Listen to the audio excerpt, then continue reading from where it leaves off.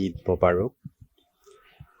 ঈদ মানে আমরা শুনে আসছি ছোট থেকে, ঈদ মানে আনন্দ, ঈদ মানে খুশি। আসলে আমাদের জীবনে এই আনন্দ খুশিটা আমরা কখনো অনুভব করতে পারিনি। বিশেষ করে আমার নিজের ক্ষেত্রে তো নয়, আমার কাছে ঈদ মানে একগুচ্ছ দায়িত্ব। হ্যাঁ, অনেক ঝামেলা। আমি মনে করি ঈদটা তাড়াতাড়ি না এসে যেন অনেক দেরি করে আসে। আর পরিবার পরিজন নিয়ে ঈদ আনন্দ ভাগাভাগি করার বিষয়টা, সেখানেও আমাদের সমস্যা আছে।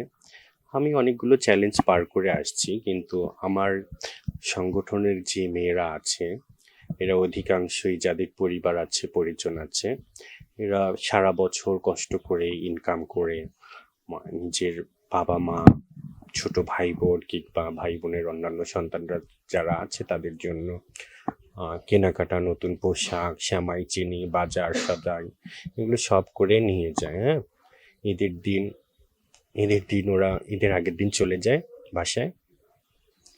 বাসায় গিয়ে সকলের দায়িত্ব তো পালন করলো।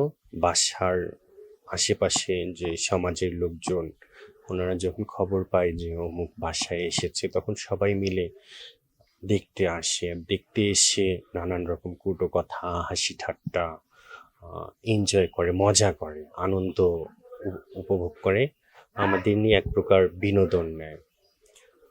সেটা আসলে স্বাভাবিকভাবে বিনোদন বিষয়টা একরকম, আর আমাদেরকে দিয়ে মানুষ এমন বিনোদন নেয় যেন পাড়ায় হঠাৎ করে বানর কিংবা হঠাৎ একটা হাতি ঢুকে পড়লে ছোট বাচ্চা সহ অন্যান্য বয়স্ক বৃদ্ধা সহ সকল ধরনের লোক যেমন আনন্দ উল্লাস করে, আমরা বাসায় গেলেও সমাজের মানুষ অনেকটা এরকম আচরণ করে।